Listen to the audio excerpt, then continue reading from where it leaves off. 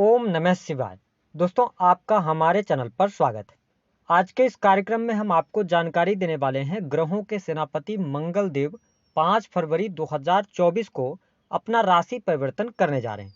तो मंगल के इस राशि परिवर्तन का प्रभाव कर्क लग्न या कर्क राशि वालों पर किस प्रकार से पड़ने वाला है। देखिए, यदि हम बात करते हैं मंगल की, तो मंगल को हमारे ज्योतिष शास्त्र में ग्रहों का सेनापति माना जाता है। मंगल को ऊर्जा, शक्ति, साहस, पराक्रम, छोटे भाई बहन, जमीन, वाद विवाद, सेना, police, army, electronic gadgets, engineering, sports, शरीर में पाए जाने वाला रक्त, चोट चपेट, दुर्घटनाएं, सर्जरी, भूकंप, आगजनी, इन सभी चीजों का कारकत्व प्राप्त है।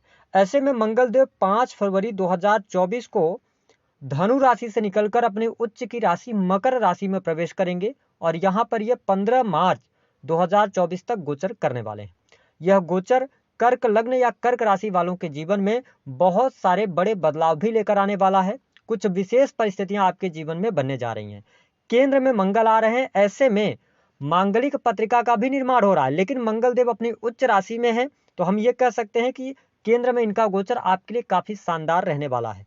आपके करियर में सफलता के लिए यह समय बहुत ही उपयोगी रहेगा। विशेष तौर पर जो लोग गवर्नमेंट सेक्टर से जुड़े हैं, यदि आप नौकरी कर रहे हैं तो आपको गवर्नमेंट सेक्टर के अंदर लाभ मिलेगा। पद प्रतिष्ठा की प्राप्ति, मान सम्मान में वृद्धि यहाँ पर देखने को मिलेगी। जो लोग सेना, पुलिस, आर्मी से जुड़े हुए हैं, उनको किसी भी प्रकार के सम्मान की प्राप्ति होगी। साथ ही आपके नौकरी में प्रमोशन मिलने के 100% योग दिखाई देते हैं।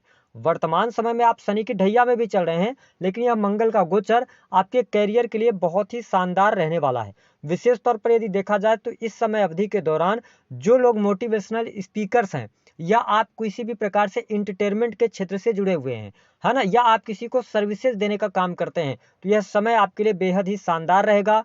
जो लोग नई नौकरी की तलाश कर रहे हैं, विशेष तौर पर जो फील्ड हमने बताया, सेना, पुलिस, आर्मी हो गया, है ना, मेडिकल लाइन हो गया, इंजीनियरिंग का क्षेत्र हो गया, तो इन क्षेत्रों में आपको बहुत अच्छी सफलता प्राप्त होगी।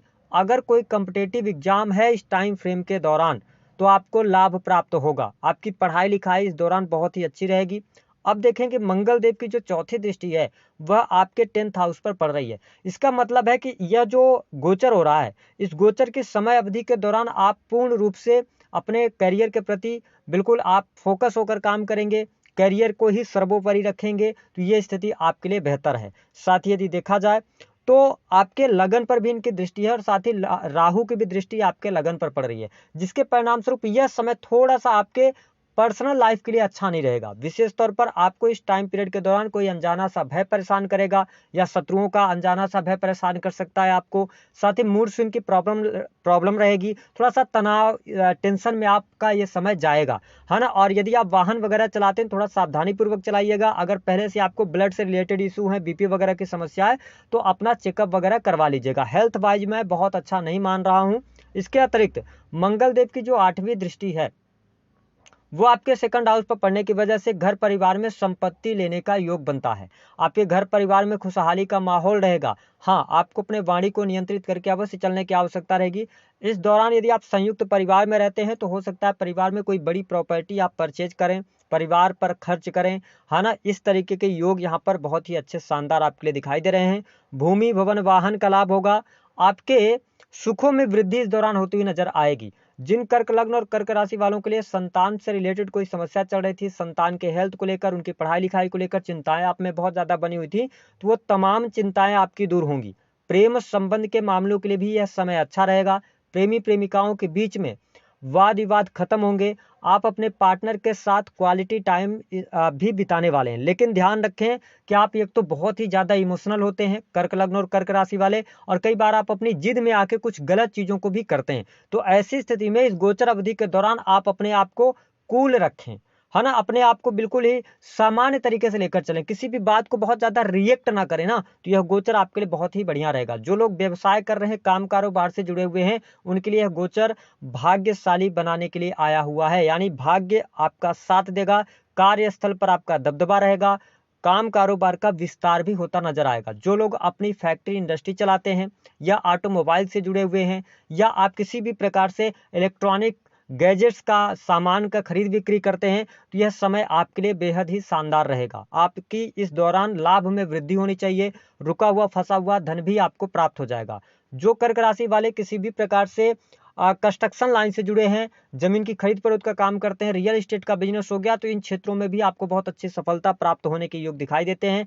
जो लोग ऑलरेडी विदेश जाना चाह रहे हैं, विदेश से जुड़कर कोई काम कर रहे हैं, उनके लिए भी मंगल के इस गोचर अवधि के दौरान अच्छा खासा लाभ प्राप्त होता नजर आएगा। हालांकि कर्क लग्न और कर्क राशि वालों के लिए एक चीज का ध्यान रखना है कि अगर आपने पहले से कोई लोन वगैरह ले रखा है, तो उसको चुकाने के लिए कहीं ना कहीं से आपके दिमाग में टेंशन रह सकता है।